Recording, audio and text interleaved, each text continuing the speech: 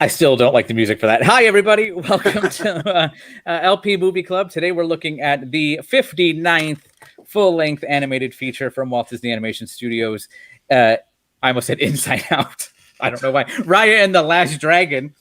There are 5 of us here, one of each representing the different regions of Kumandra. We'll get to that in a minute. But I am Tony. Hi, everybody. On my left is Lee.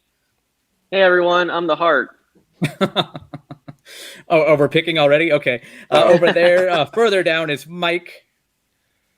I'll be the desert one. What was that, the tail? Tail, yeah. Yeah. Chris, that's right. Chris is right beneath me here. I guess I'll be spine since I'm big. Okay. And then further down is Alex. I guess I'll go Talon. No, I wanted the water one. That makes me the backstabbers? Mm-hmm. Okay, Ouch. well, that's Tail. We are live. Feel free to like, comment, do all that jazz, interact with us.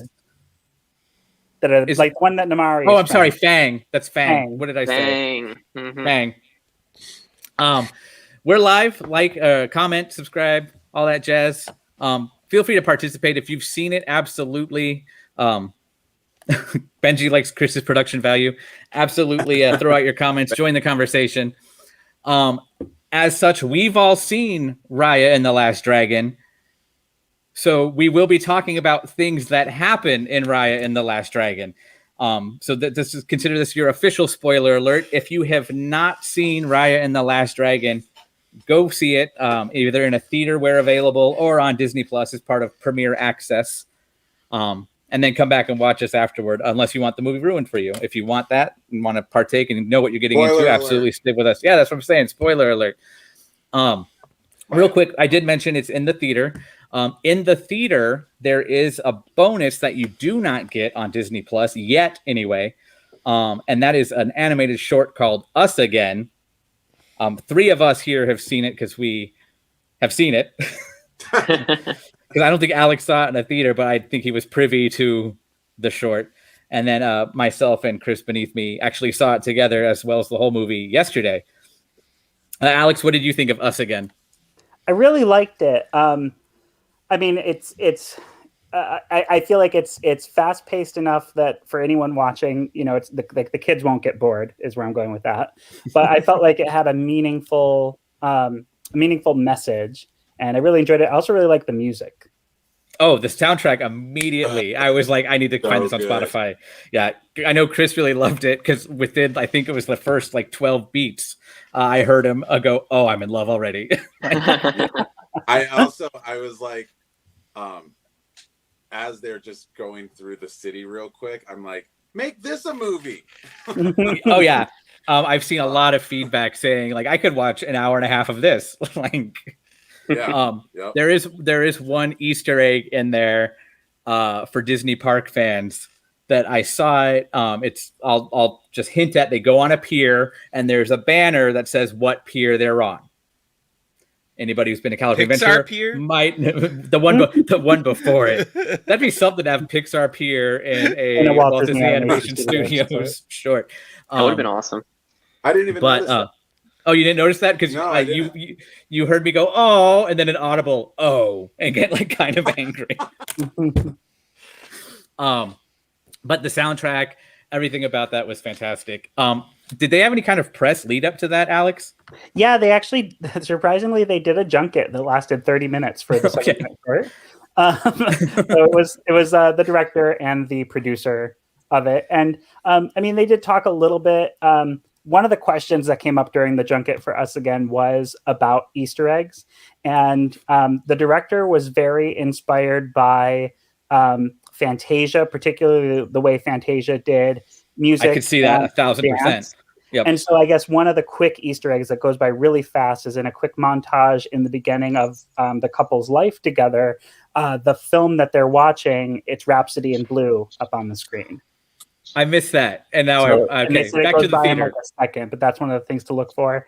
They also talked. I guess there's a lot of Easter eggs that are meaningful more to the production crew in the apartment. Okay. But one of them is a coffee mug that was a crew gift. I want to say for Tangled.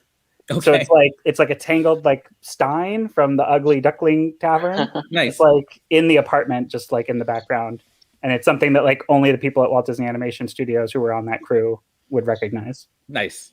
Yeah. The question I had, did they mention one thing or anything about mocap at all during that? No, in fact, that's right. They had the choreographers there who are a real life couple, and there was no motion capture, but they did choreograph it like they would, a live action movie, like a sequence from La La Land, and the animators animated to that, but there was no motion capture, modern day rotoscope, anything like that. Yeah, because I watched it and I was like, did they cheat? Anyway, Chris, go ahead. Sorry.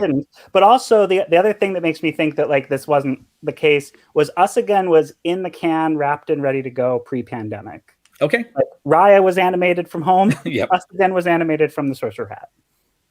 Nice. Well, and then another thing is the choreographers, Keone and Mari are their names, and they are a real life married couple. They were on the show World of Dance and made it so far anyway.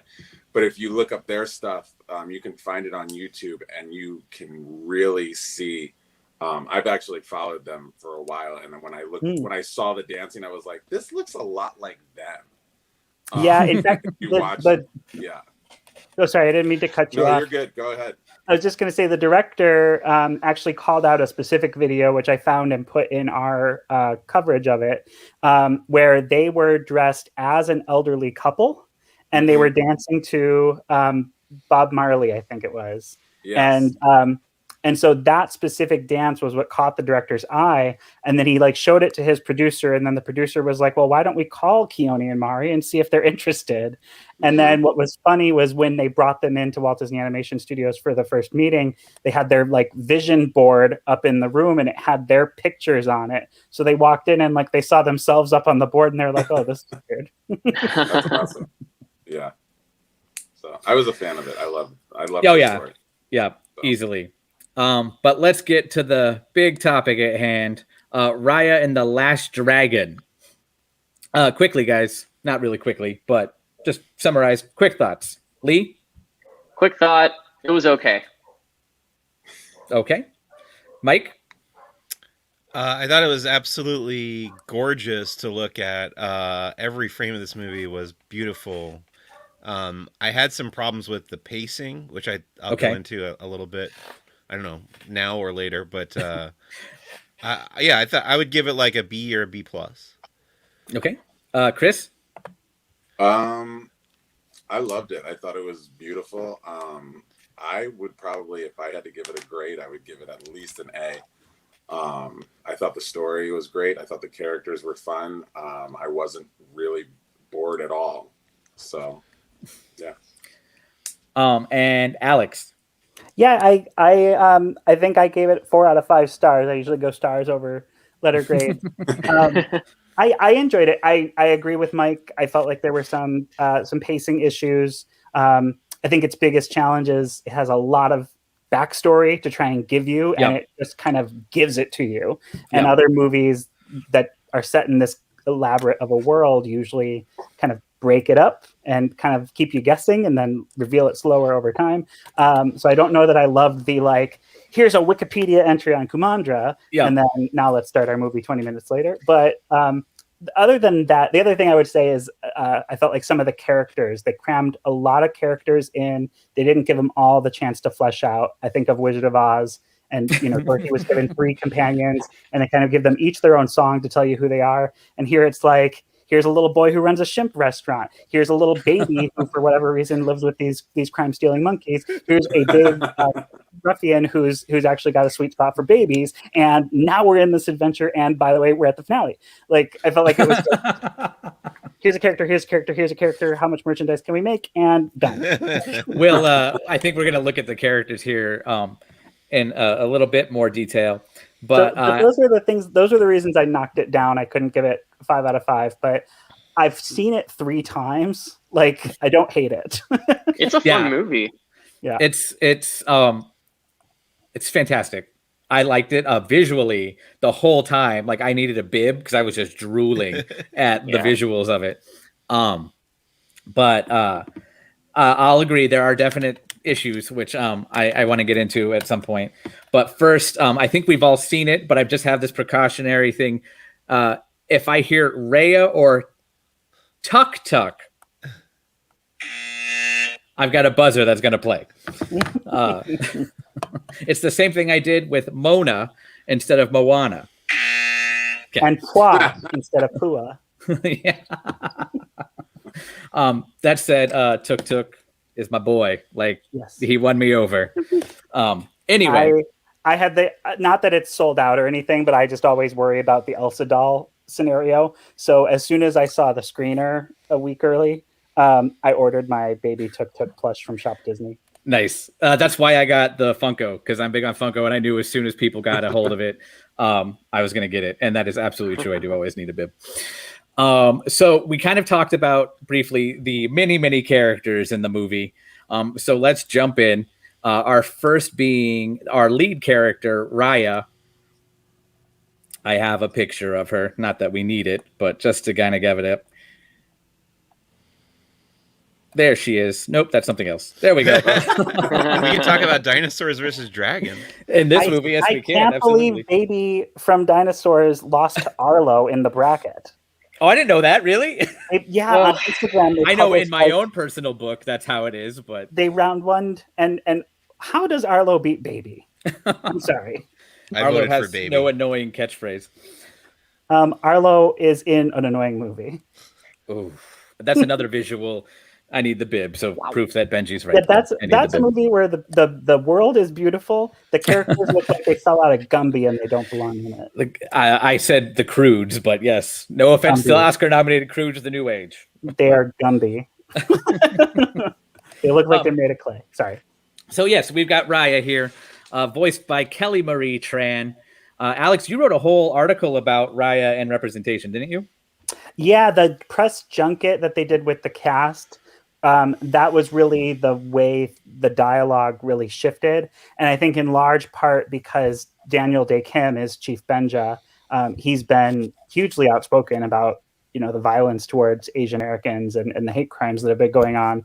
And, overall, they all unanimously agreed, especially, it was interesting to get Sandra Oh's perspective. She plays the queen of Fang, Namari's mom.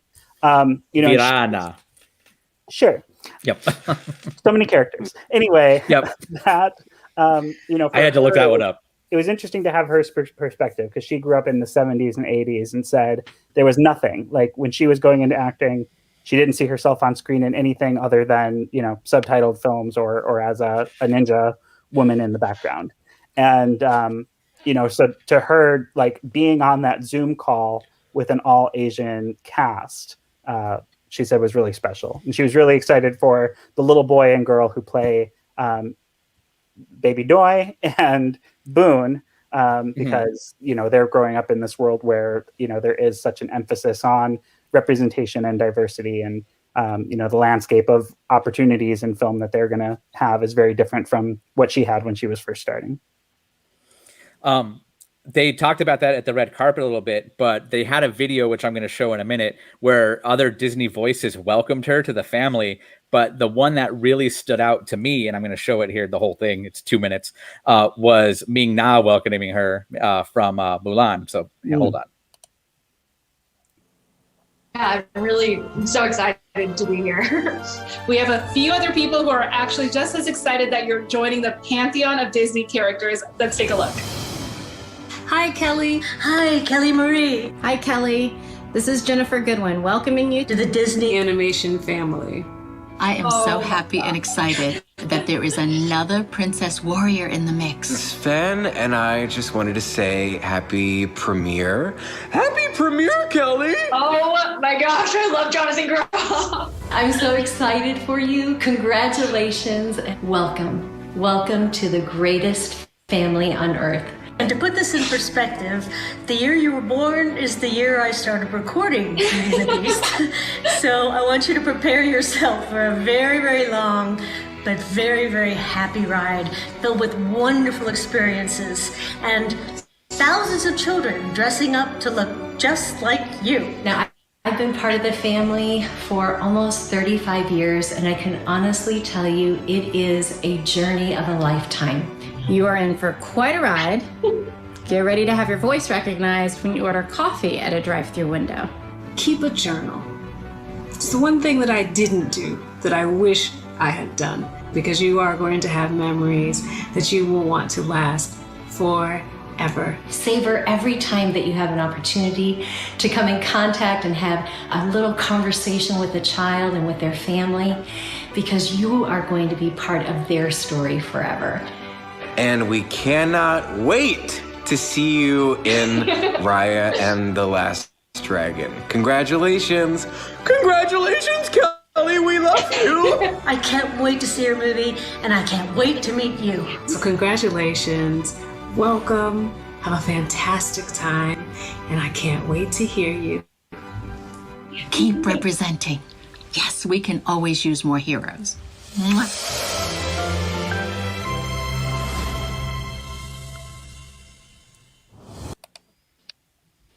Yeah, I thought that was super cool. Yeah. For her, and then apparently they edited it somehow because she started bawling at one point. Do you blame her? No. Okay. But I would say that's a far cry than maybe her reception for Star Wars. Yeah, although I will say I do love Kelly Marie Tran's change in demeanor between the Last Jedi red carpet and the Rise of Skywalker red carpet. Yep. I'm not bringing that up just to bring it up.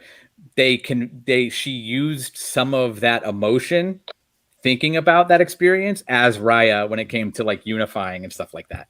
And I feel like it pays off, especially kind of towards the end. Anybody thoughts on that? I mean, I don't think the reception to Kelly Marie Tran in The Last Jedi came from the other cast members. Okay. No, but I mean, there's a difference between, I mean, in that you had the fandom. Just I would say it's very different fandoms. I mean, Disney Animation. True. We're just always so excited for the next one, and most of the time we're happy with what we get. Star Wars, I would say there's a large percentage of the base that loves to hate anything that's not original trilogy, and still like goes and sees and buys everything, but then tears it down. You meet them at Celebration. Yeah, you do. Like that's like a very hardcore element of the Star Wars fandom that I would say like Disney Animation fandom has, but not to that degree. Like you'll meet those people at D23 or the Walt Disney Family Museum who haven't seen anything since like 1995 because they just think it's like as un-Walt Disney as you can get. But for the most part, I've met some people, Tony. Okay, I don't see that argument. I want to hear what their argument is. But they've got some thoughts. Let me know next time. Speaking of thoughts, and I know this is the basis for one of my episodes of a show I'm working on called Unpopular Opinion. Sisu, call me crazy, weakest part of the movie. Yeah, that's part of the reason why I thought it was just okay. When we got to the introduction of Sisu, I kind of wanted to turn the movie off because she was so annoying. But as we kept going through the movie, I started to like her more and more. So by the time we got to the end and she died, I was okay with it. Again, spoiler alert, everybody. I never found her annoying, but I liked Awkwafina going into this. Like I was already an Awkwafina fan, and I was expecting the character to be Awkwafina as a dragon. But one of the things I will say that put me off a little bit was the character design. To me, looks like she fell out of like a CG My Little Pony Friendship is Magic movie. Okay. Like everything about her face, the shape of it, even like her muzzle, the way she's animated, like all of that was like you guys were referencing the Hasbro channel, the Hub. Like you watched a lot of Hub, and then you made this movie. I was gonna say, in terms of the design of her, my biggest issue was like break the Elsa color scheme. Because she's got almost the same color scheme as Elsa, especially in Frozen 2. And I was just like, just because it worked there doesn't mean it works here. I will say, and this is like a long-standing Disney thing, she's a magic character, and there's really only one color for magic characters, and it's blue. If you can do magic, you're blue. Yeah. Like, Blue that's just a Fairy, Disney thing. Merlin. Merlin, Fairy Godmother, Genie, Elsa. Like, if you can do magic, you're blue. That's just a Disney thing. My opinion. What was it? You said Dory. Oh, Dory. She's Pixar. Yeah, she's from the other studio. She's the other studio. I thought at some point Awkwafina's agent said, "Hey, remember Robin Williams and the Genie? Can you do that?" And that's what got her the job. I will say she did talk about how, I guess, she was the first voice character brought onto the project, voice actor brought onto the project, and she got to help create the character, kind of like Robin Williams. But Robin Williams did it really in the studio, like the writer of Aladdin had Robin Williams's mind, and then what Robin Williams did in the studio was like not anything that was on paper. Yeah. And here it was basically Awkwafina being like, well, because I'm like this, she should be like this, and having all that. So she's Awkwafina as a My Little Pony dragon. I don't hate it, but I can see where there's criticism of it. I really like her hair when she's a human. Oh, I was just gonna say, every little girl is gonna want to dye their hair blue, pink, and purple. Yeah. You know what's funny is all the dolls do a terrible job of trying to replicate that hair. The Shop Disney one, it's just like a light shade of blue, like no texturing. The Hasbro doll, it's like matted fur, but it looks really bad. Do you think the Hasbro doll was just trying to mimic the dragon? I think it was partially trying to mimic the dragon figure. I think it was partially that it's probably really expensive in, a tiny doll head to have all those textured colors. And it was just, for whatever reason, easier to do on plush fur. So they sewed it onto a doll head, and it's just this big, massive glob of fur on her head. You can see that video on laughingplace.com. Yeah. On the YouTube channel. That just went up today, didn't it? Yeah. Yeah. It was done yesterday, but up today. 4K takes a while to render. I know back in '92, a lot of people complained the same way I am about Sisu with the Genie. Her dialogue is way too modern. For this lines like ancient... "I'm gonna slaughter when I hit that water" are gonna date this. There was the one that really stuck out to me was when she's like, when you work on a project and like a group project, and it was basically deploying high school. I'm like, but you're a dragon in Ancient Kingdom. Is it like in high school? And then there was she used not stand, but some equivalent word that an Instagram millennial would use. And I felt like it all really pulled me out of the movie at the beginning. I mean, I grew to love her at the end, but that beginning section, I would say we were, for the most part, kids in the 90s when Aladdin came out. But if you watch Aladdin today, a lot of the references, the pop culture references are dated. Hercules, I think, is the same way. Hades does a lot of pop culture references. But the one thing about Hercules that never gets old for me and is just timeless because we will always have it is indoor plumbing. It's going to be big. Cut to 5 years from now when there's digital plumbing and we figured something else out. Someone's out just to spite you. Are way too bad for the environment. We are now boiling our own waste on the stove and getting rid of it somehow. The way vaporize becomes a real thing. There you go. So I had envy reference. I like that movie. It has some of my favorite Christopher Walken moments of all time. The part where he delivers the line "good for you" 5 different ways with different meanings. I've only seen it once. I don't recall. Go back. At least go watch that scene. He needed an Oscar for that. We talked about how many characters there are in this movie, and there are a lot. So let's combine them all. We'll just call them the ruffians that Raya picks up along the way. You've got Boone, who I retract my statement. A couple of months ago, Alex and I were talking about the future of Walt Disney Animation when they showed these pictures. And I said, this is just the grown or the slightly older version of the kid from Moana, who's sassy dancing, flirting with Moana. I retract that statement. He is not that. Not in terms of his total character, but I do, after seeing the film, after you said that, you planted that seed. Okay. I think they just used his digital puppet as the rig. base. Yep. and made some slight tweaks. I feel the same way about Tong and the claw hand reference. Okay. Tangled. Yeah, I can see that. That's Tong right here. Yeah. I'm like, you just took the Brad Garrett thug from Tangled and made a few tweaks. They were working at home, Alex. Come on. When I saw him old folder, preview, I was like, is that the bad guy from Mulan? Okay. Yes. Like he didn't exist already in the digital archive, so they would have had to have still built him in 3D. There's another piece of that modern dialogue, Mr. Poppenlock. But that's dated already. That was Darren's dance cruise. That was 1999. I remember those commercials very well because I don't know if you know this. He was the choreographer for NSYNC, Backstreet Boys, Britney Spears, Christina Aguilera. It was all there in the infomercial. Look, I had to do that just like them.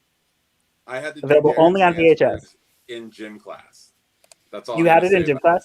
We had Tybo. Billy Banks whipped my butt. Thank you. Yep. See, Angela gets it. She knows. Sean Yoon? Yeah, that sounds right. If we're going animated Mulan? Yes. Who'd we miss? We missed the baby. Baby Noah. The best part. I love the part when they're helping the people get out of Fang, and she's like just like yelling gibberish at them. She's like, and she's like pointing, and just with this like rare diamond in her hand that nobody stops to question at all. Like, that was a good moment. Did I? No, that's all. That's all her gang that she picks up. Well, the Ongi is technically they're in the same picture. Sure. Which they have names apparently. Do they really? Yeah, I had to review even on the Funko it just says the Ongi. Yeah, in the Funko guide, there's actually like a lot of backstory. It really reminded me of like some of the Star Wars expanded universe stuff, where it's like you needed to read this DK Raya's World guidebook to fully understand the world. And their names are I think it's Vietnamese for 1, 2, and 3. Oh, okay. That's cool. Josh knew that. Cool. The names are Boss Baby and King Julian. No. Sure. So, and we, Lee and I kind of touched about this before we went live. Who's the villain in this movie? Well, like a lot of recent, who's the villain in Frozen 2, Tony? Like a lot of recent Disney movies. Like, who is the villain in Frozen 2? There isn't one. That's why Frozen 2 has a lot of problems. God, this is like an Oprah interview. I know. Who said that? Who said that? Who was it? I need a name. Anyway. Hold on. I'm gonna do my best. What? Okay, there we go. That was my Oprah interview impression. Okay. Okay. Feel bad for her. Anyway, I forgot where we were. Oh, I'm so distracted. Who's the villain? Who's the villain? Yeah. Who's the villain in Frozen 2? Who's the villain in Ralph Break the Internet? Like Ralph. Yeah, sure. So we don't really do villains anymore, which is why I think it's so funny that Disney villains have like really come back in popularity, like bigger than ever outside of the movies. Like there's so much merchandise for Disney villains now, but they're not making villains anymore. Well, yeah, not only that, they're not only not making villains, they're making like anti-hero stories out of villains. Cruella. Yep. Yeah. Maleficent. Yeah, Maleficent, yeah. So they're giving all these villains that we grew up with like disliking, and now we're getting the softer side of their story and going, oh, they're not that bad. As much as I like Wicked, I blame Wicked. So yeah. We're led to believe this is the villain. Namari. Princess Undercut or Uppercut. Yeah. I think it's Undercut. Undercut. Yeah. I don't know hair. Who betrayed Raya early on in the film. Me and Chris were in the theater at the same time, and as soon as she goes, "Here, let me show you something," me and him both audibly said, dumb or stupid, like something like that. Like, and then all the parents with kids looked around at you like, who are these guys? There weren't enough people in the theater. So, oh yeah, I forgot the box office numbers. We'll talk about that in a little bit. But you kind of always knew she wasn't. I always felt it was her, the mom Virana, the leader of Fang. And others will say the Droon, but I like Lee's theory. Lee? So I said straight away just what came to my heart. And what came to my heart is that Raya was the villain in the movie. She's the one that showed the person the golden dragon... The dragon gem. Egg thing. She's the one that deflected the thing that hit Sisu at the end. And she got angry, even though she was the one that ended up killing Sisu. That we never. There's a scene where she murders that dog out of nowhere, and I'm like, this is a terrible character. And then there were runes everywhere, and really weird. Anywho, I think we saw a different movie, but okay. I think tell me more about yours, Mike. Disney Plus. But when the Pope smoke signal declares Raya to be a Disney princess, is it going to be pink and purple, and she's also simultaneously declared a Disney villain? Like, do we coronate Disney villains the same way we coronate princesses? Well, like you said, Alex, I don't think there was a true villain, or if there was, and if it was Raya, as I think that she made good at the end. We're rooting the movie, Sarah. I'm sorry. Yeah, sorry for spoiling everything for you. The what's it called? The purple mass that turns people to stone. The Droon. The Droon. I think it's interesting that the Droon is born out of like human greed. Like I like the Droon better when they were called the Inkblots in Epic Mickey, but that's my own. If you remember that video game, if you ever played it. Led by the Phantom Blot, who doesn't get his Disney villain credit like he deserves. We forgot somebody that I'm very upset that we forgot about. This guy right here. My fave. I think it's everybody's favorite. Yeah. Or his larger form years later. Yeah. His tail freaks me out a little bit as an adult, but other than that, I love him. Felt like he didn't get enough screen time. No, he did not. But he is voiced by a Juilliard-trained actor named Alan Tudyk. Yes. the only voice actor in the film who's not Asian. Yep. This is like a Vin Diesel deal all over again. I have a legitimate thing to pipe in with here. You know how you used to get a video game with every movie? There'd be like a video game made of Aladdin or whatever. Yeah, the credit tree had like Disney Interactive embedded into the format. Exactly. This movie is begging for a video game. That's roll around on that little guy. I'm glad you said that because we were going to talk about story next, and to me, the whole story plays like a video game. It's a Legend of Zelda. I mean, it's basically Disney's Legend of Zelda. She's collecting all the little pieces of the thing. Yep. Puts them together, and it saves the thing. But it's the Triforce, basically. But yeah, go ahead. That was my thought. I wanted the Raya video game. Benji wants Pat Carroll and Jonathan Freeman to welcome Kelly Marie Tran in the Disney villain family. I want to know where Mary Costa was in that video. Who? I'm just joking. Mary Costa? Refresh my memory. The voice of Sleeping Beauty, who is still alive. Oh, okay. Yeah. Where's she that one? Oh, for all 3 lines she did for that movie. But no, the whole thing. She famously hates Rose Tico. I literally have it in my notes right here. Talk about story. Played like a video game. Right down to like we're on a different level. We're on tail. We have to find the gem and Sisu. We found Sisu. Great. Now let's find. Let's go to the next level. I don't remember what it was. Talon. Okay, don't trust anybody in Talon. I like how it tells you too each time what level you're on. That was almost like I wanted it to have that Tarantino style, like every time it showed the name of the land they were in. While it loads in the background, it tells you which land you're in and gives you like a sweeping overview. And a little thing at the bottom that gives you like press X to to skip this to get bonus. So, yeah, skip cutscene. I know. Yeah, where are all the little like hidden side quests? Is there a the Raya online video component. game? Do we know? I don't. There's not a video game. Disney That's what I'm Interactive. saying. There's no game. This is what I want. Disney Interactive was sold. Remember, they sold it like back to Warner Brothers. Really? And then there was a game that it was like a Cars game that was made by Warner Brothers Games because it had been in development with Disney Interactive when they sold it to Warner Brothers. It's on the Switch. There's a Cars. Yeah, the Cars 3, I think, game. or something. Yeah, it's a racing game. It's a Cars racing game made by Warner Brothers Games. So yeah, there is no Disney Interactive anymore.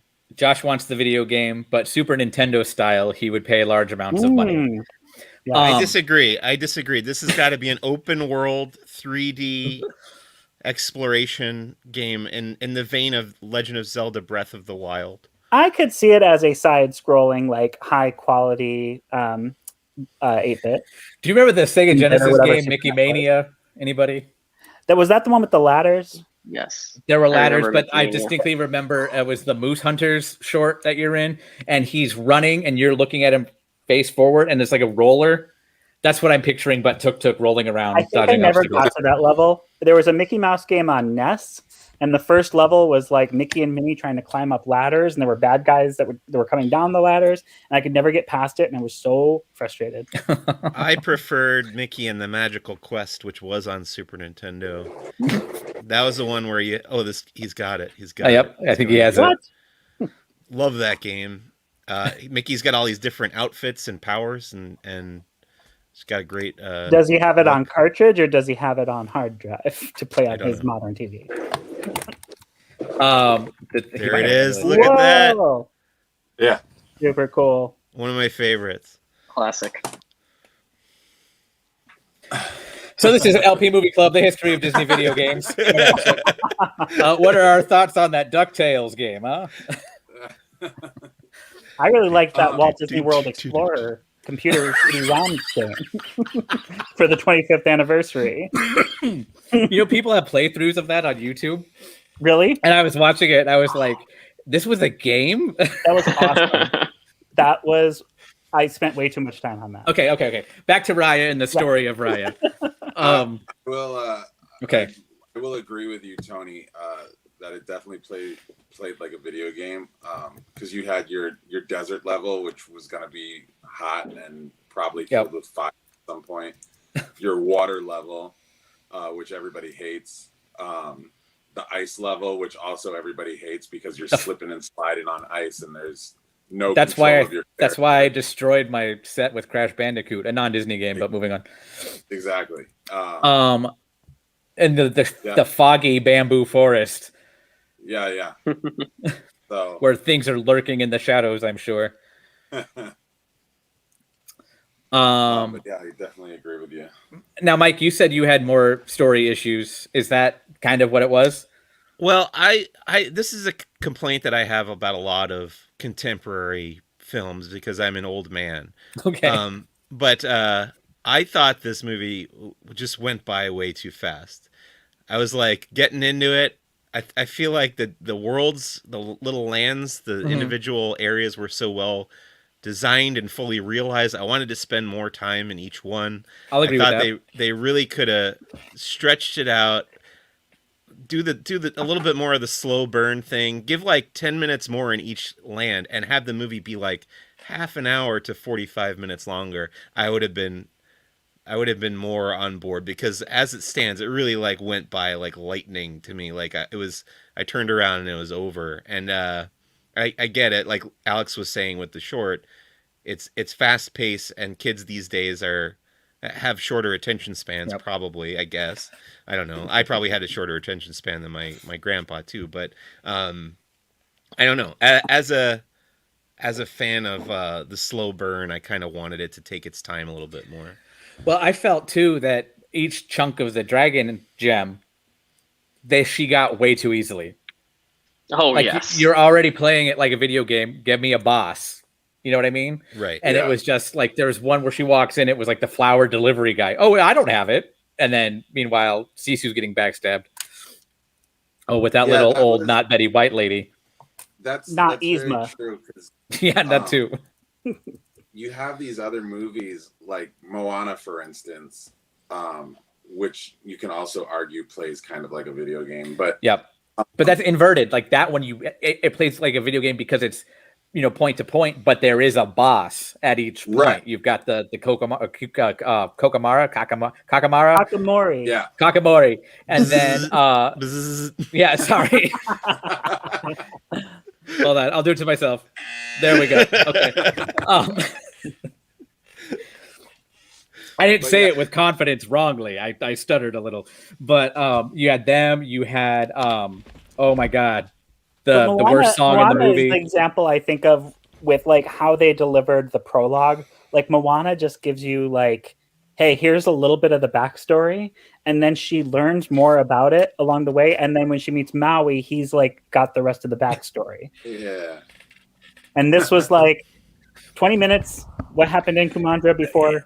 Now. So that brings up a good point, Alex. When we were watching it, I thought, oh my God, am I going to have to remember all of this for the rest of the movie? And I laughed a little bit to myself, even though Chris was with me and so was my girlfriend. It was just like, this to me reminds me of Kingdom of the Sun, what you see in the documentary of the Sweatbox. And one of the biggest complaints they had was you've crammed in this whole backstory prologue that nobody will remember through the rest of the movie. And that's what it made me think of. And then I realized, oh my God, they're recycling the template from You're Welcome in Moana with this new paper animation style. Mm-hmm. Because it straight up is You're Welcome. And I was like, right down to how like they spread out. They had that software in the can. Yep. No R&D needed. I joke, but I feel like it is a template. Like, okay, and there we go. New intro. I would say look-wise, they're both meant to look like old tapestries come to life, but obviously different stylistically. Yep. If it was actually paper animation that they implied, I don't know if it was. I haven't seen a lot of behind-the-scenes stuff for Raya, but I'll retract that. But right now, I'm like, okay, that's You're Welcome, but with a different look. Was it playing in 3D in theaters? Did you guys see it in 3D? We didn't see it in 3D. I don't know if that was an option. Because there are shots in this where I'm like, these were meant for 3D, and also in the credits, there's credits for stereoscopic team. Okay. And so I was like, okay, they composed some of these shots with 3D in mind. Like there's a whole shot I think where Raya and Tuk Tuk go like falling off a cliff, like at the camera. It's like this was meant to be in the third dimension. But the also with that sword, the little whip sword thing. Yeah, that I'm picturing in a park, like you'd feel it under your feet. Yep. Super cool too. Oh yeah, I feel like the big merchandise sales for especially boys will be that sword, 1,000%. Yeah, but I think the only company that has the rights for it is Jack's Pacific, and I think Tony. The lesson of this film is that girls can play with sweet swords too. That's true. That's true. Sorry, everybody. I'll go ahead and cancel myself now. Oh my God. No, I'm down here. Okay. Oh, thank you. Hey, Tony. The other now we'll go to that kind of theme too. Well, not really. The trust was a big theme of the movie. It was the theme of the movie. But I thought it was so funny because she was also so scared to trust, but also so quickly trusted everybody. Yeah, that was one of the issues I had with it too, is that it's all about trust, but she just felt like trusting everyone after like 5 seconds of not trusting them. Except for Namari. Unless you were Namari, she'll trust you. Yeah. Right. We're gonna get in this kid's boat and hope for the best. I showed him a ton of money. I joked to my wife that the lesson of this movie was to trust strangers, which I thought was a bad thing to teach children. But well, and then also the whole time she's telling Sisu, you can't trust anybody in this world. And then every time she ran into a new person, like you said, she was trusting them. But it was like, it wasn't. It was like, I'm like, come on, what are you doing? You just said that you can't trust everybody. And now you're just, oh yeah, I trust you. You're my friend now. Yep. Here's this big thug guy that literally just held us prisoner and was like, can I trust you? I need your help. Yeah. Yeah. Yeah. Go ahead, Lee. Sorry. Yeah, I was gonna say, I feel like one of the issues with that it was so quick for her to trust people is just how many characters and just how fast paced this movie was going. They just didn't have time to make it go longer. But then it's I don't also know. contradictory to what you're saying. So Like what? Like it's like not what you're saying, but the movie itself. Like it's a hard time trusting. But okay, come on in. Welcome. You're part of my new family. I will say, I didn't pick up on it as her being that easy to trust with all those people, but one of the tells that the filmmakers kind of embedded into the film is her cloak and her hat. When she has them on, she's distrustful. When she takes them off, she's feeling trustful. And so I feel like if you go back and watch it, probably when they get Tong and get him back to the boat, there's probably a moment where like she realizes she's earned his trust and like takes off the cloak. Okay. Or takes off. You know where I learned that, Alex? Where? I learned that from your video today. Oh, okay. On YouTube. Available now on laughingplace.com. Yep. Nice. They also cinematographically, if that's a word, if not, I Moira Rosed it. They with the cinematography, they put extra film grain on scenes where she's distrustful. Usually if there's a lot of water in a shot, she's trusting. And if it's a very dry, barren shot, she's not. And then also when it's a shot where she's trusting, the focus kind of comes out of focus a little bit. So lights in the background kind of become, I don't know what you call it, like fuzzy. It's not a lens flare, but they just kind of go from being like a sharp light to like, very soft and round. Diffuse. That's so crazy. Sure, yeah, diffuse. I didn't pick up on any of that. Normally I see it a second time. They tell you, but once for entertainment, once for technical, and I haven't got to my second one yet. But I don't think I even would have picked up on the lens stuff. Well, and back to Mike's point about, the worlds, like all of the lands being so well designed in that guidebook that's published by DK, which I'm just going to say is like meant for kids, but I found it really helpful. But you know what? Those have some of the best like information story wise. Yeah, I was going to say it gives you a lot of the backstory. So, there's that moment in the prologue where Chief Benja's invited the other kingdoms. Well, that bridge is supposed to be new. They never say it. But that bridge is like they've never had a bridge before to the island of Heart. And so that bridge is like it's the first time these people are going to be able to cross it and actually come and see Heart without having to, swim or get on a boat. In the end of the movie, when she revives him, you see that bridge is all moss covered and then it looks aged. But in the beginning, it's all, crystal clean. The land of Talon or Fang, their island is man-made, and like they mention it for a moment, like they made like a man-made canal. They made the canal, yes. But it's kind of this contrast of like Heart is a natural, perfectly round island, and Fang is this this man-made island. Like they cut themselves off, and that's kind of an interesting dichotomy. That like until you have that information presented to you like that, you don't really get that difference of culture between Fang and Heart. And there's so many other things that they embedded in there. Even in terms of like, they wrote backstories. It's very much like Star Wars for like, what is the main occupation in these places? Like, Spine, I think is where Tong is from. And that was like, were basically like the wood choppers of the land. They live in this like dense forest, and basically like all the wood in all of Kumandra came from there. And, I found it interesting that at the beginning, the dad is talking about how he's got all the foods from all the different lands to serve to them. So there's obviously like trade between these warring. Yeah.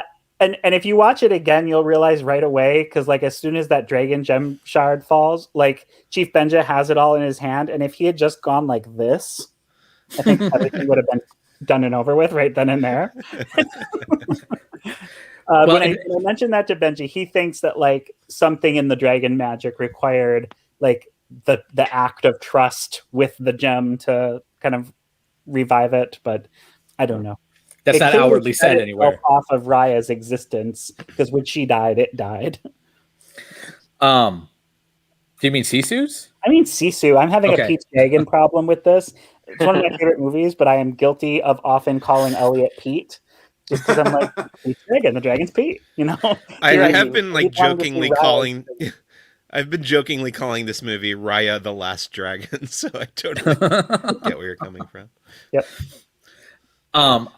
So I thought it was a little predictable too, because she was picking up somebody from each land with her as she went along the way, and I'm like, okay, they're all gonna have it, and they bring it together. Next. Next. Yeah. Got it. Unity. Now, beside from story problems, we all agreed on one thing right off the bat when we talked about it: how beautiful this movie is.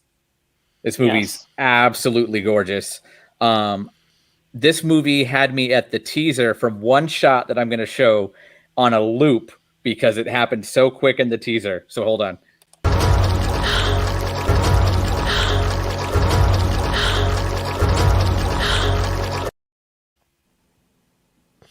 I hope everyone got to see that and didn't just hear it because it sounded. Yeah, hold on, I'll do it again.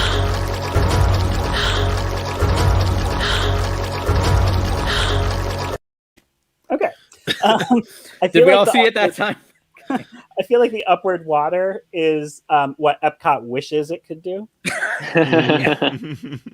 We'll get to that in a second. But yeah, that backwards flowing water, I was just like, sold, take my money. I will be seeing Raya and the Last Dragon. The shot for me that just like in the film that made me like kind of lose my mind was when she gets the power to walk on the raindrops. And then that combined with James Newton Howard's score, like that score was in my head after seeing the movie. Yep. Yep. It reminded me of Avatar. 1,000% without the music. Mm-hmm. Different music. Yep. No dialogue. Or just the trickling noise. No breathing. Well, how did it remind you of Avatar, Lee? I don't know. It just did. Like Actually, just seeing all those dragons flying and the Avatar, there's these like weird little like flying mouse creatures that keep landing places. They never give them a name or explain them, but they're kind of just in like these establishing shots. And they have these fans that come out like on their back and down their tail that are brightly colored. So those very much reminded me of those Avatar like lizard things that then turn into those like spinny things in the ride. Alex knows what I'm talking about. Also the shape of Hart's castle is like on this circular rock mound. It's like you have the palace and then the temple where they house the dragon gem. And like just the shape of that too. Like I saw somebody on Twitter say it would take very little effort to overlay Pandora at Animal Kingdom and make it the center of Kumandra. I was like, yeah, you've got the structure there. Almost, like a place for dragons was supposed to be there. Oh, interesting. But we'll talk about that in a little bit. I think there's still a vacant cave on that waterfront and a dragon at the entrance of the park too. Again, we'll get to that in a little bit. Very different looking dragon. So we all know, I'm sure, what the Uncanny Valley is, but for those who don't know, the Uncanny Valley is a term used kind of in the industry and outside of it beyond a little bit when animation showing humans is just that little bit off that makes you uncomfortable to look at. For you guys, was there any scene where you kind of skirted the Uncanny Valley? I would say the beginning where Raya's talking to her dad and it focuses on her dad. Yep. And the background is all fuzzy. I was like, is this real right now? Yeah. That to me, and I'm so glad you said that one, Lee, because that was exactly what I was thinking. It was exactly that. It was just something about that animation on his face. It was great because it showed the emotion, but there was just that little bit off where I'm like, why am I getting uncomfortable? I honestly think the background played a huge role in it, just how the way they fuzzed it out. And I think it was so you're actually focusing and listening to what he's saying, but I was so distracted by like what's off. Like my eyes were watching like what is off with his cheekbones. Something's going on here. That's amiss. Yeah, that blew me away. Mike, do you have any thoughts? It looked like you had something to say. Oh no, I didn't. Okay, I didn't think Uncanny Valley during this film the way I did like with Luke Skywalker in The Mandalorian or anything. Okay. So yeah, nothing jumped out at me in that way. I thought technically I had no issues with the film as visually.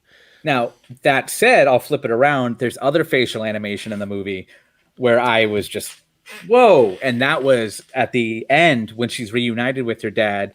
Earlier on, she says, do you think he'll still recognize me when he sees me again?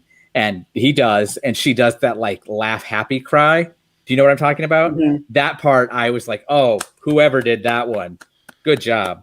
Far cry from whatever was going on with the dad at the beginning. There's also a part with like young Namari, I think, when she and Raya are first talking, and she's talking about like, I haven't had rice in a long time because they don't have trade, but they do, Mike.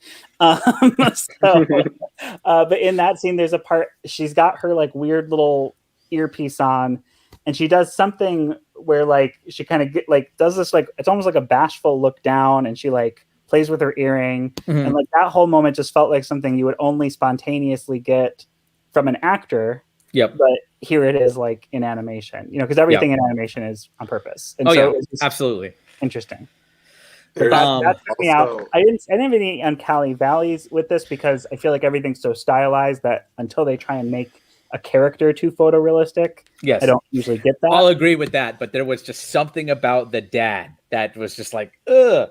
Mike, go ahead. I just wanted to say I've been thinking a lot about puppets recently because I've been watching a lot of the Muppet Show and dinosaurs.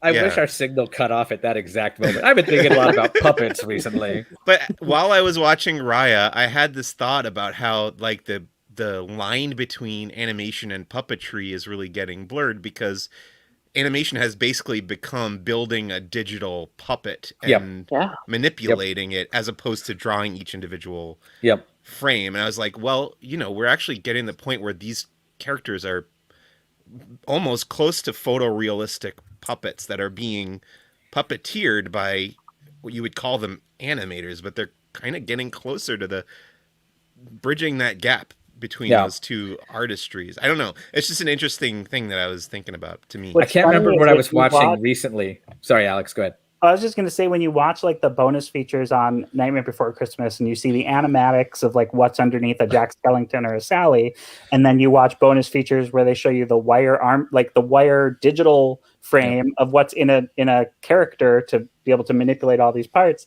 It's basically that, like it's modern stop motion animation in a computer. I was watching a video recently. I don't remember what it was specifically, but they were talking about how time has shifted in animation where it's still 4 years roughly to do an animated movie, but instead of the drawing and the inking and painting and the photography, now the first half is just building the rigs and models that will then go on to the animators who just click and then animate, or puppeteer, as Mike says. The actual animation can be done in like 7 to 8 months, but the work to get those animators ready for it takes longer. Mike, I have another question. Recognized. How long ago did they change the lead actress in this film? It was like early 2020. Okay, because it was. I have it here in my notes. Cassie Steele, some Canadian actress. And it was like last summer. Was the last summer with when the Simpsons decided that the characters of color wouldn't be voiced by white actors anymore? Was it around that same time, or was it before that? I feel like it was early 2020 that they made the announcement.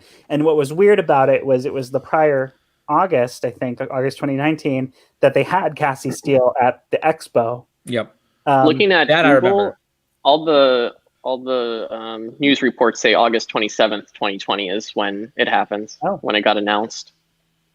So it was around the same time, I guess. Okay. And probably most of that animation was already at least half done. So at that point, you figure the movie, story-wise, is pretty much the same as it is now, or did they change anything other than Kelly Marie Tran coming in to do the voice? They didn't talk about changing any other major story moments, but they when they were asked specifically about the casting change, Oznat Shur, the producer, said it was because story changes necessitated the character of Raya to be changed, and at that point Cassie's voice no longer fit the new version of Raya. I will say, historically, like in modern animation times, there have been some very significant story changes that came very late in the game. Frozen's the best example I can think of. Anna and Elsa remember when Let It Go was a villain song? Yeah, Anna and Elsa were not sisters until like a year before release. So basically that whole like prologue, do you want to build a snowman, like all of that was not in the film part of that. They were friends, but they weren't sisters. And so it was kind of like Anna then just became this like nobody villager that she used to play with, which made it not work as well. Interesting.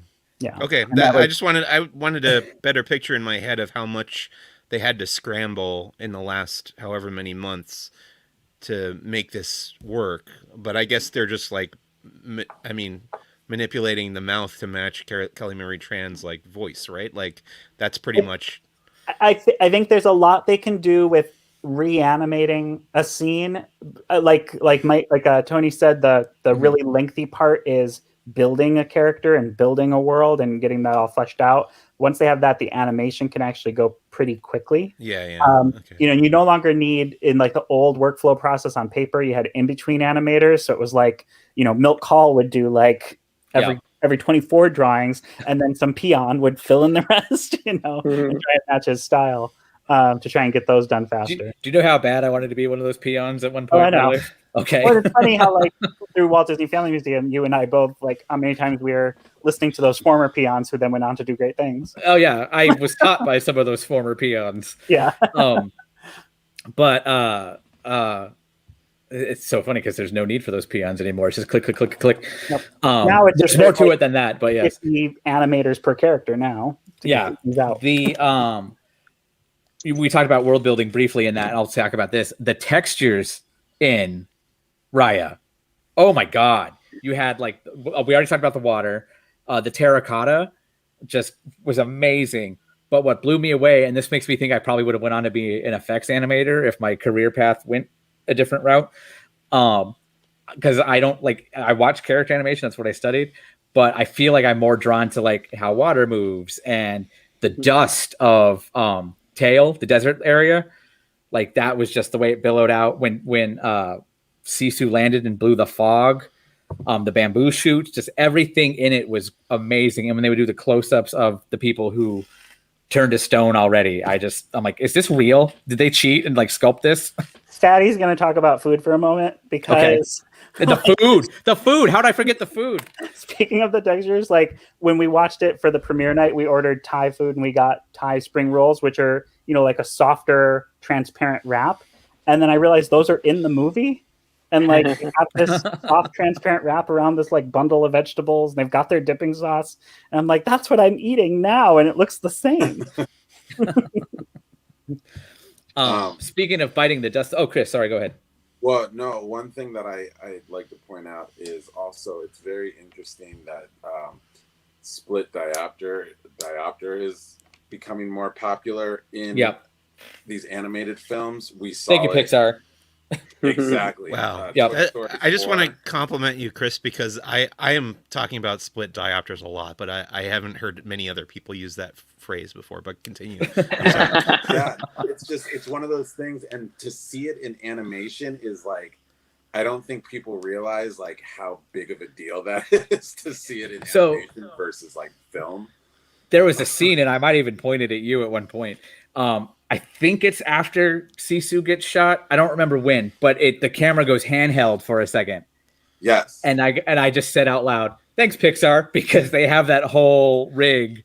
Because Pixar's made a lot of advances in just the lens technology for animation, including the split diopter. And the one I can distinctly remember is for Inside Out. They developed this whole harness rigging system so they could do the whole handheld looking shot following the character. And I was like, oh, so they're borrowing equipment now. Cool. And then another time they have to build it all in the computer, and the cinematographers on these films don't have an actual camera. It's true facts. But when this guy almost bit the dust, no pun intended, and Namari was the one that saved him, I audibly, I was just so happy. What part was that? And I thought when he almost got turned to stone by the Droon. Oh, yeah. And Namari came out with the dragon gem. I have a question, though. I want to know more about, what is Tuk Tuk? What is that animal species called? Where are the others? Is he the last Tuk Tuk? And also, is his shell strong enough where if he curled up into a ball, could the Droon not touch his fleshy parts? Would he not turn to stone?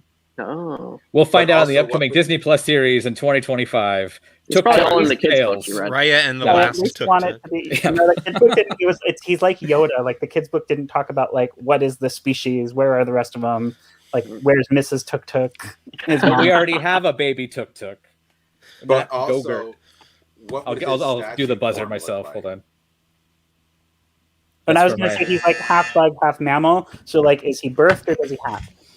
Sorry. Yeah. But He's what furry, is his- so he's technically a mammal. what does his statue form look like? Because all the humans went automatically to the, you know. So what Unless would- you happen to be touching Raya at the time that you got turned into stone, because then Yeah, you were yeah. It's like in Hocus Pocus when Winifred is like this, but then all of a sudden she like shrinks in on herself and becomes this very flat statue. right. or when Han Solo gets frozen in carbonite and suddenly his hands aren't in those manacles anymore or whatever. But yeah. Yeah, there's Nerd. definitely some plot holes in this movie, that being one of them for me. But yeah, I just loved how it looked. I'd made the Disney Plus joke. The Disney machine is a very powerful thing, especially in terms of synergy. What do we think will come to theme parks based on this movie, if anything? Or what would you like to see come to theme parks? I'm just Us so against used. the atmosphere. I made that joke and I was going to get to that too. If only they had some sort of Hollywood-style backlot of city streets where they could do daily streetmosphere dance-along things. But yeah, that's gone. Yeah. I'm so used to Sorry. these things taking forever to come into the parks, with the exception of a meet and greet. And I feel like because of the times we're in, we were robbed of that meet and greet. Like I feel like the costuming department at Disney Entertainment wasn't given even like a photo of what Raya wears to make a version of it that people can meet. Do you think Raya would be a face character? That was my follow-up question. I think so. It's I don't see why interesting. not. When I was thinking about this today, because I was like, would she be a face character? And I said to myself, probably. But then I thought about Hero from Big Hero 6 and how when he was first there with Baymax, he was a face character, and then they switched it over to an animated character somewhere down the line. I don't think that was even I don't even think he was animated in Disney parks here in the States, but I think it was overseas only. But there are some characters though who are a mask overseas. The Blue Fairy is terrifying, but she's a mask in the Asian parks. So is the fairy godmother. Yeah, Fairy remember godmother's showing got that one photo. of, like dead eyes. That's what I was thinking of, the fairy godmother, Okay. not the Blue Fairy. Josh Yeah. thinks it's Moana's Journey of Water becoming Raya's Journey of Water. I said if you don't have the backwards running water, you're doing it wrong. Scrap it, try again. In the meantime, I feel like we might see some kind of like terracotta stone statue of the five of them united in somewhere in Asia at Animal Kingdom. I made the jokes also about dragons at Animal Kingdom again. Finally, they have something. Because I remember they went all in on their chips with Rain of Fire. That's how we're going to bring dragons into the park. And then one person and two others, that would be myself and three friends, one who fell asleep, saw Rain of Fire in a theater, and that was it. So I saw that movie in the theater. So you can add one. So five. Directed by us. Rob Bowman of the X-Files fame. I bought it on DVD and never opened it or watched it. It's really cool for fire effects, but that's about it. Don't forget, and it's got a great Star Wars bit in it too. It does. I like that movie. But I also like lottery tickets, so that's here's what I think is going to happen. I think the WDI animatronics lab is going to develop a walking tuk-tuk that can roll, and he will make exactly 2 appearances at Animal Kingdom, never to be seen again, but we will talk about it for 20 years. For a decade. And Benji brings up a very, very, very true point, but I think it was just because they didn't want to allocate money to replace it. Let's remember, Rain of Fire was represented at Disneyland Paris until a year ago. Was it? That is true. Yes, it was on their studio tram. You go through London where dragons have just ravaged and they blow fire at you. Oh my gosh, I did not even know that. As thrilling as the movie was. Paris had the weirdest attractions. The Armageddon special effects show. Right. Like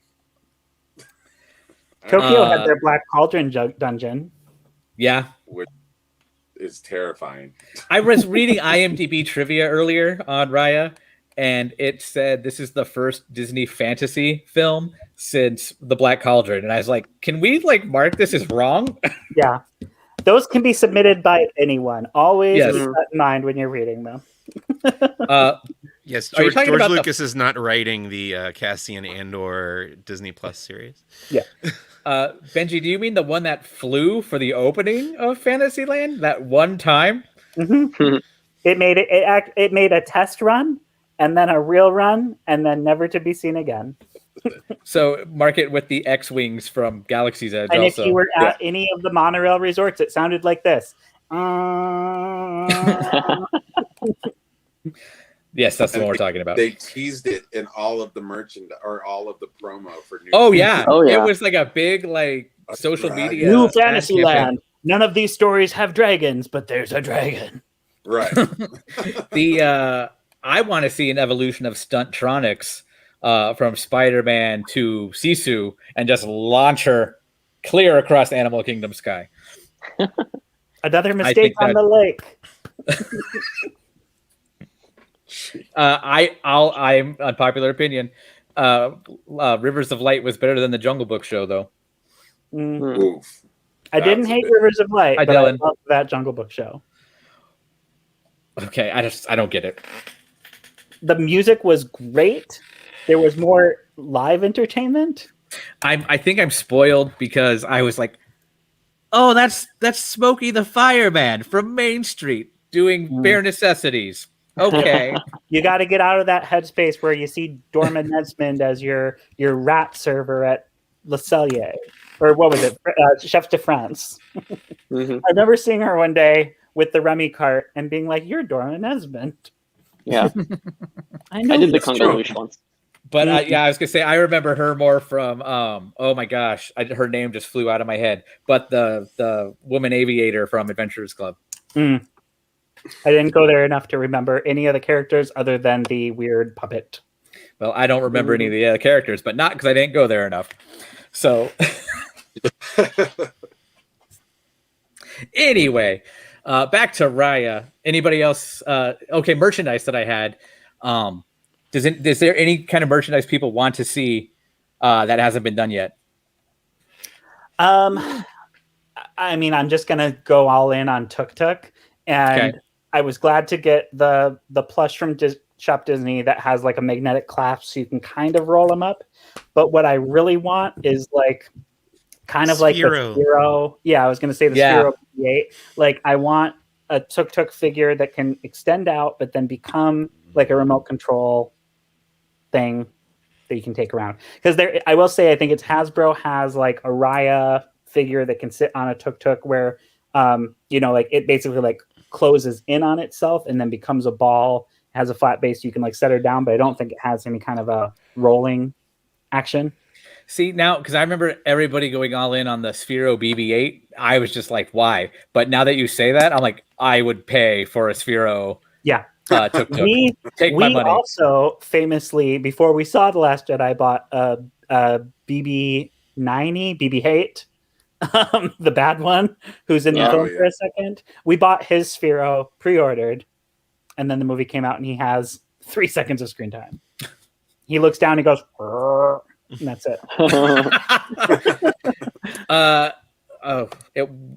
It wasn't Pamelia Perkins. It wasn't Pamelia. No. It was the other one. There it goes. Yeah, it wasn't Pamelia Perkins. It was the other one. Well, it also wasn't the.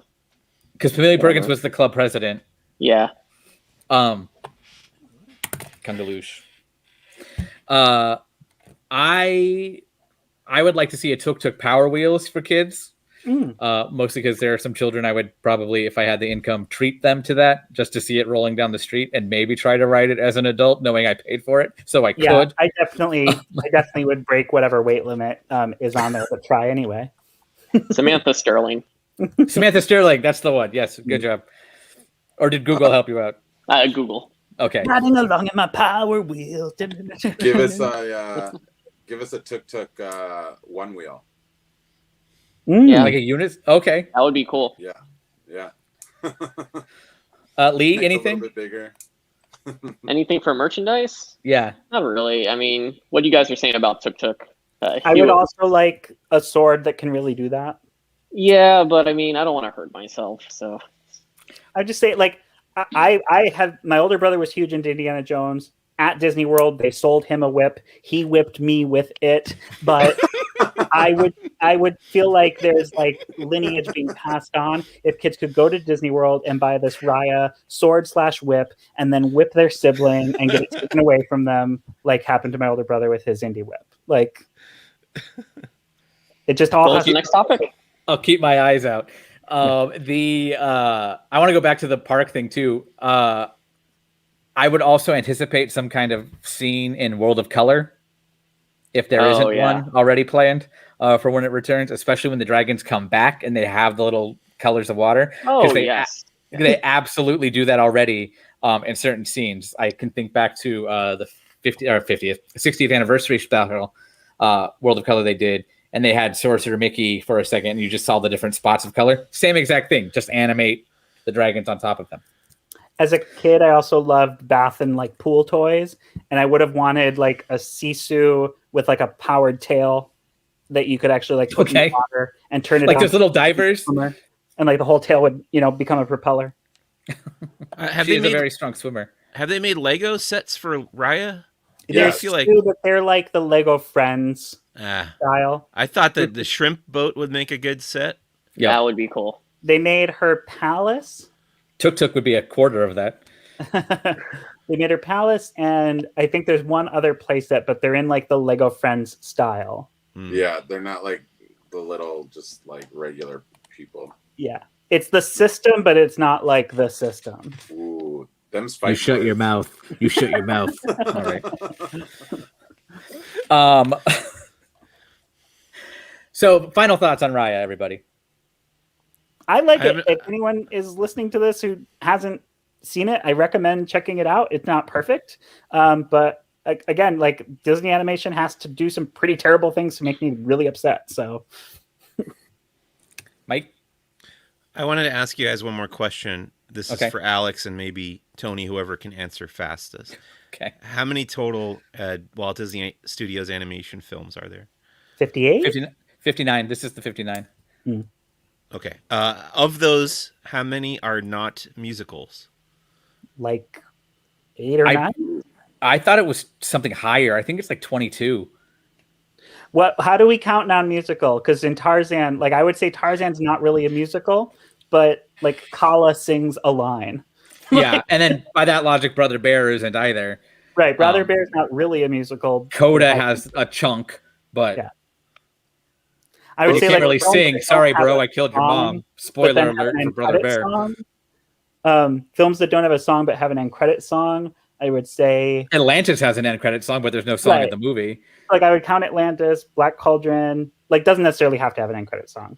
Rescuers Down Under. I would count. Would you count Emperor's New Groove as a musical? In its original form, yes, but I wouldn't know. Because you've got that little Tom Jones with the wig singing. Yeah, but again, it's that one. I think even if they kept it, again, this is me knowing too much about that movie. Okay. Even if they kept it where it had the different reprises with or reprises, however you want to say that word. Where's my buzzer? Where Cusco did a verse and then Yzma had Yzma and that whole bit. Even if they kept it like that, I would lean more towards musical. But it was just that one song. Bambi, I would say Let's Sing a Gay Little Spring Song is a moment where like everyone's singing. What song is that? Let's sing a gay little spring song. It's the spring transition song. I need to watch Bambi again. I only remember Little April Showers. Oh, There's also Love Is a Song. There's, That and maybe a musical interlude of gunshots. Bring You Love, or I Bring You a Song. All the music's about songs. Oh yeah, Love Is a Song. Yeah, I forgot about that one too. Isn't little April Showers in Bambi? Yeah, but it's like it's sung like from the point of view of the rain. Like no character in it is like.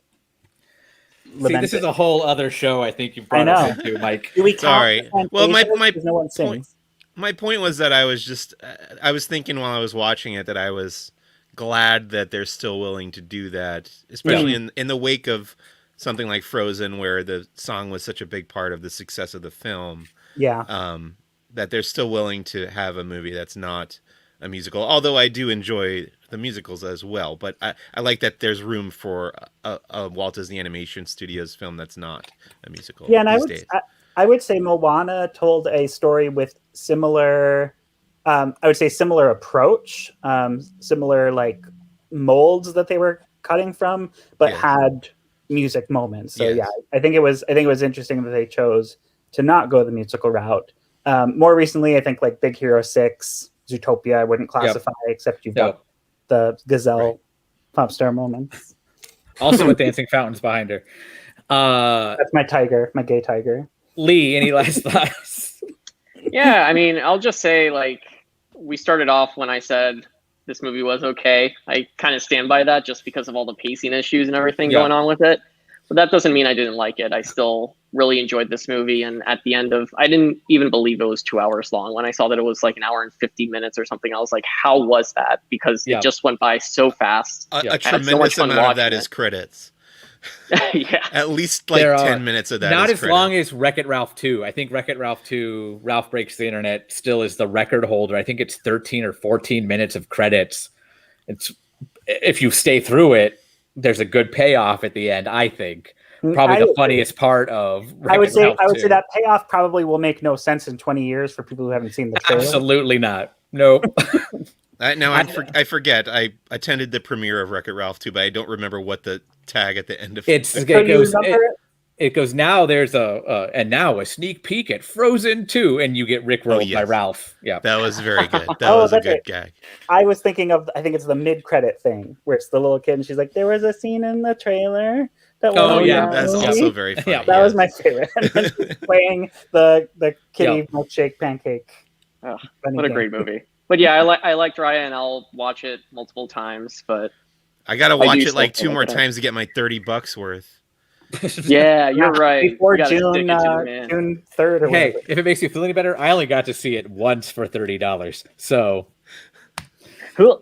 that included food. Mike, you asked us a question. You didn't really give us the last thought, though.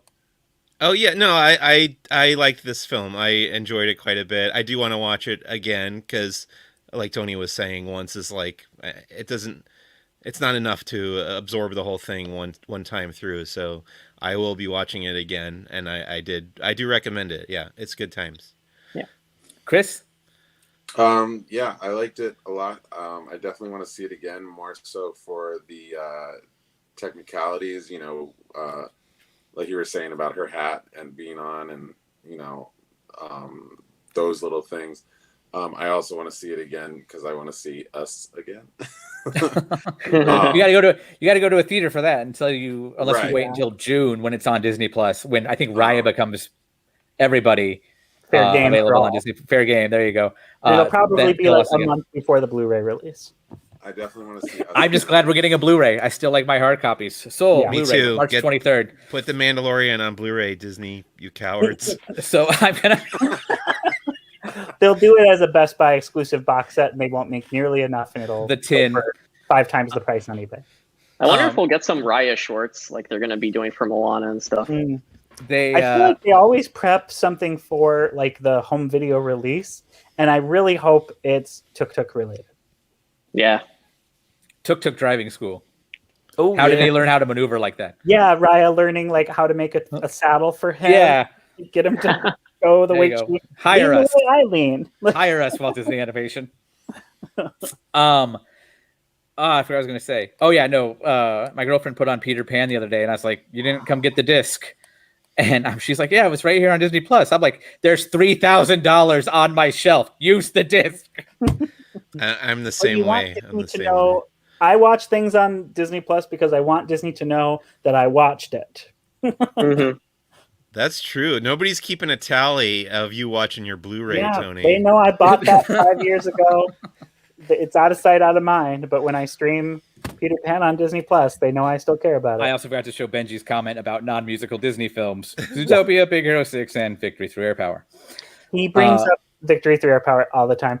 I think it's so funny, like the list that we go by when we give that number of 58, 59, really all comes from Dave Smith, like going down like a list of films and being like, that's animated, that's animated, that's animated. Which is, but like Victory Through Air Power is not on that list. The Reluctant Dragon's not on that list. No, they aren't. But should they be?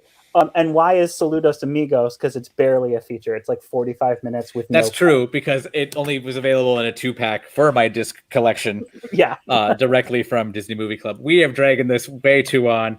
The longest movie club I think I've ever seen LaughingPlace.com do. Thank you everybody who stuck around so far. Long. Soul? I don't think it was this long though. It was at least an hour. It was at least an hour. I was going to say both were feature length, but maybe not. Yeah. You can now, at this point, if we go on for like 15 more minutes pre-credit, you can just play this as a commentary. It probably wouldn't go well, but yeah, you could do it. It'd be like in the beginning. Hey, remember when Sisu gets shot? Oh, what? Well, maybe it'll be like Dark Side of the Moon, and Pink Floyd. It'll like match up. Yeah. If you play it backwards, you're now in our cult. So I say that all the time. Thank you, Alex, and nobody knows what I'm talking about. I think Mike would know too. Wait, are you serious? Wait. What was it? Say it again. Ivan et Niage. It's from the like NSYNC episode of Simpsons, and it's backwards, and it's joined the army or the Navy. Wow. Joined the Navy. That's a little bit after my Simpsons prime era, so. And I do remember Paul McCartney saying, "If you play Maybe I'm Amazed backwards, you get his recipe for something or other." But, Haggis. Yeah. I used to like that show. Paul McCartney's Haggis. All right. Well, tomorrow is the Walt Disney Company shareholders meeting. We will be broadcasting live after that. You will see Benji. Probably Lee will be there too, right? I'm gonna see if there's McDonald's toys for Raya. So I hope see how that goes. So you're not going to be for the live shareholder meeting. You know what? I might be there too. Who knows? No, aren't there Raya toys though? They're premiering tomorrow. Oh, okay. Yeah. Shoot, I meet McDonald's for lunch tomorrow. Group trip to McDonald's, Mickey D's. Aside from whatever happens with shareholders meeting, that will be reported live throughout the day on laughingplace.com. Barely Necessities, the live Disney merchandise show hosted by Rebecca and Becca, will be at 4 o'clock Pacific, 7 o'clock Eastern. And then Disney Trivia Live with Doobie and Gideon at 7:30, 10:30 Eastern. Don't know what the topics are. Don't ask. And we've been told we've been dragging this show too long. So remember, guys, like, subscribe, ring the bell. Have a great night. Go see Raya and the Last Dragon in theaters where available or on Disney Plus. Bye, everybody. Yeah, we got to do that. Oh, yeah. I can't do it and click end. Hold on. I feel like they're trying to put around their like imaginary dragon horn. Is that what that is?